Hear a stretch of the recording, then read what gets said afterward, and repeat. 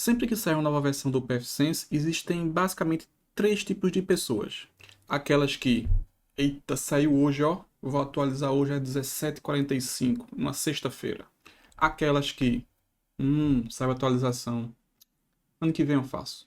E aquelas que, saiu a atualização, vou verificar, vou entrar na comunidade para poder questionar se o pessoal está tendo algum problema. Basicamente, esses três tipos de pessoas existem em qualquer atualização do sistema que for preciso, mas no pfSense eu vejo que é uma máxima que acontece bastante.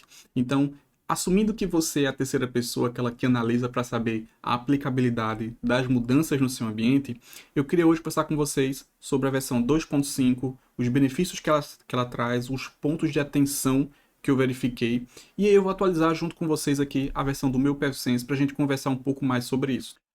E se você quer ir para aquelas desse vídeo aqui, eu me chamo Caio Monteiro e nesse canal eu falo sobre tecnologias que podem ajudar a sua empresa a atingir os seus objetivos da melhor forma, com foco em tecnologias de código aberto, tá? E preferencialmente por interface web. Rola um pouquinho a tela para baixo, se não for inscrito, considere se inscrever. Seu apoio é muito importante para o sucesso desse projeto a longo prazo. Lembrando que eu tenho uma página no Instagram, vou deixar aqui embaixo na descrição, porque lá eu estou postando conteúdo complementar ao que eu tenho dado aqui. Eu sei.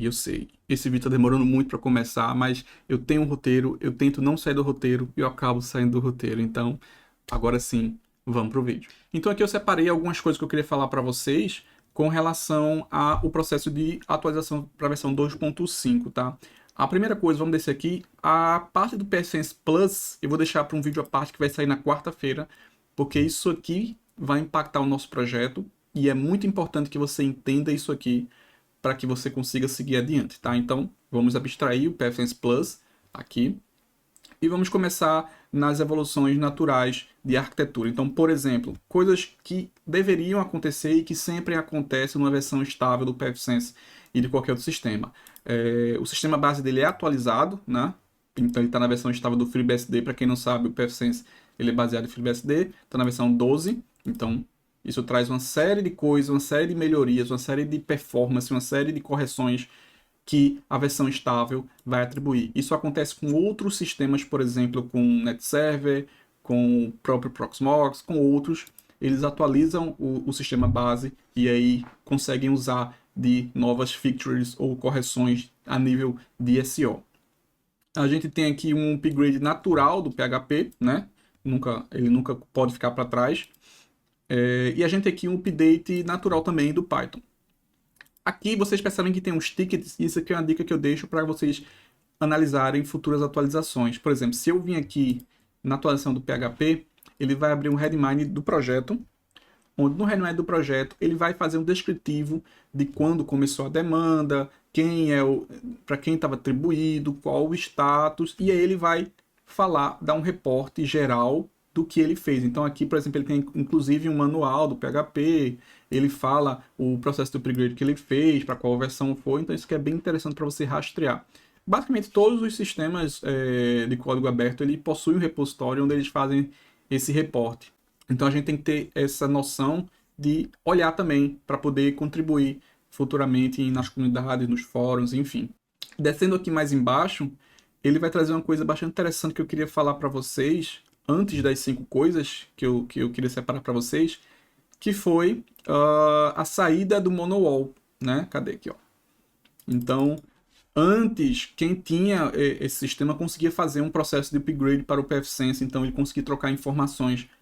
Hoje ele já sai. Então, assim, não é mais possível. Houve um descolamento dessas plataformas, uma vez que o monowall é um sistema bastante antigo, só que ele era usado ainda por algumas pessoas, mas ele não faz mais sentido ele estar com compatibilidade nesse projeto atual. Então, se você não conhece sobre o Monowall, no vídeo de apresentação do pfSense eu falo um pouco sobre o Monowall, vou deixar aqui nos cards agora na descrição esse vídeo de apresentação do pfSense, é muito importante que você veja caso você não tenha visto, tá? E aí ele vai fazer um descritivo de cada item, então analise se você tem, nos itens que você tem, se você qual o impacto vai ter no seu ambiente. Então você tem a parte dashboard, a parte de HCP, você tem a parte de HCP Relay, que teve uma mudança, você tem a parte na parte de diagnóstico. Ele vai fazer um descritivo de cada tópico e as mudanças que ele fez. E aqui é muito importante que você preste atenção, porque se você for uma pessoa como eu há 2 anos atrás, por exemplo, que gostava muito de fazer personalização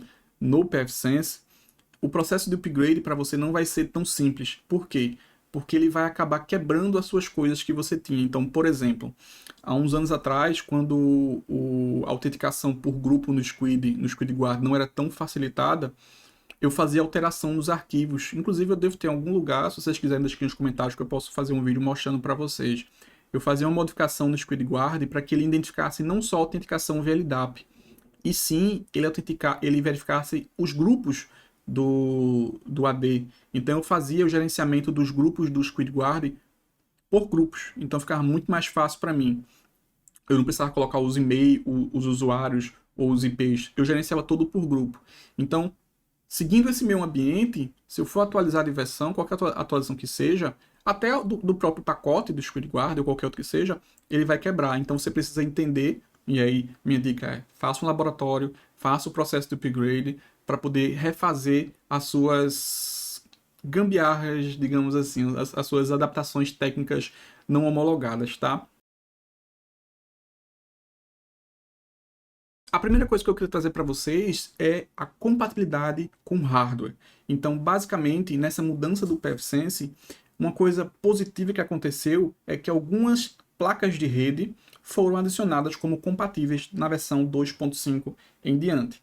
O ponto negativo é que algumas outras placas de rede foram removidas de compatibilidade, o que é algo natural. Antes de montar o seu pfSense ou antes de atualizar o seu pfSense, verifique se sua placa está na lista de placas compatíveis no pfSense 2.5. A segunda coisa que eu queria deixar para vocês aqui é que houve uma mudança significativa no OpenVPN. Então, basicamente, no OpenVPN agora você tem um NCP, que é um protocolo ali de segurança, que ele vai ser compulsório nas suas configurações de VPN. Eu vi alguns relatos em alguns fóruns de pessoas que tinham um ambiente e de repente com a atualização eles pararam de funcionar. Então vi umas 3 ou 4 pessoas, pode ser mais, né, que no processo de upgrade a VPN dela parou de funcionar e ele precisou reconfigurar a VPN. Por quê? Porque aparecem novos campos lá com relação à compressão e descompressão, com relação à criptografia. Então, isso faz com que o seu serviço não esteja mais em compliance com o sistema base. Então, verifique antes de atualizar, faça o seu laboratório, faça o processo de atualização.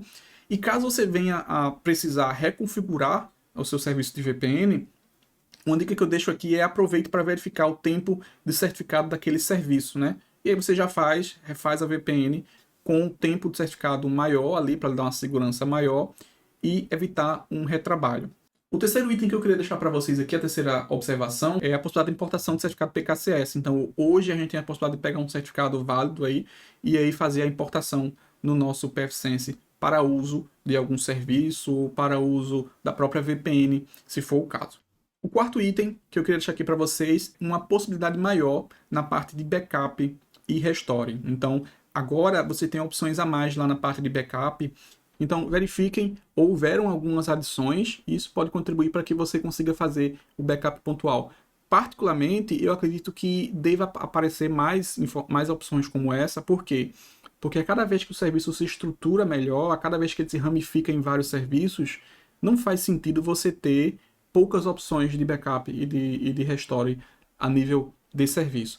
A quinta coisa que eu queria deixar aqui para vocês é a possibilidade de integração com o Telegram. Então, particularmente no nosso projeto, a nossa integração com o Telegram, ela vai se dar por conta dos Zabbix, onde ele vai monitorar todo o ambiente e ele vai fazer ali, ele não vai ser apenas passivo, ele vai ter algumas atribuições dentro da nossa estrutura a longo prazo. Mas, para algumas pessoas pode fazer sentido essa integração com o Telegram para que você tenha uma comunicação direta com o seu Firewall para solicitar alguns reportes, mas novamente, cuidado com essas integrações, cuidado com o nível de abertura que vocês fazem do seu ambiente, tá? Isso aqui é papo para outro vídeo, mas basicamente é esse item que eu tenho para deixar para vocês. Outro item que eu queria deixar aqui para vocês, na verdade, é a adição do WireGuard ali no kernel do FreeBSD, consequentemente ali para uso do pfSense, tá? Eu vou fazer um vídeo apenas falando sobre o WireGuard, o que é que ele é, né, de onde ele vem, quais são os benefícios e os tipos de uso dele para qual ambiente. Porém, eu queria deixar aqui rapidamente algumas observações com relação a essa melhoria. A primeira coisa é que ela roda ali na camada 3 e por ela ser executada no kernel, ela não tem um daemon para se você fazer o start stop, para você verificar o status, muito embora você vinha ali do comando consiga. Ela tem uma configuração bem simplificada, na verdade. Ela é mais performática, pelo que o pessoal tem falado, eu não usei ainda, mas eu vi alguns vídeos de alguns gringos, de alguns brasileiros usando, e assim, ela é mais, tende a ser mais performática pelo o local onde ela é executada, tá? Porém, ela não está devidamente implantada ali na interface do PFSense porque o conceito dela é outro. Eu imagino que vai ter algumas melhorias para ela ainda, mas a gente tem uma coisa muito importante que é a gente quando lança um sistema novo, uma aplicação nova ou uma funcionalidade nova, a gente tende a pegar o antigo e achar que não vai usar mais, tá? Eu não vejo todo mundo usando o AliGuard, nem agora da forma que ele está e nem no futuro, tá? Eu vejo você usando ainda o IPsec para algumas coisas, eu vejo vocês usando ainda, como eu pretendo usar muito, como tenho usado o OpenVPN para uma série de outras coisas, uma série de outros ambientes. Então, cuidado com isso quando sai uma aplicação nova, uma coisa nova, de você dizer, ah, isso aqui está antigo, não vou usar mais, vou migrar para cá. Na verdade, não é assim.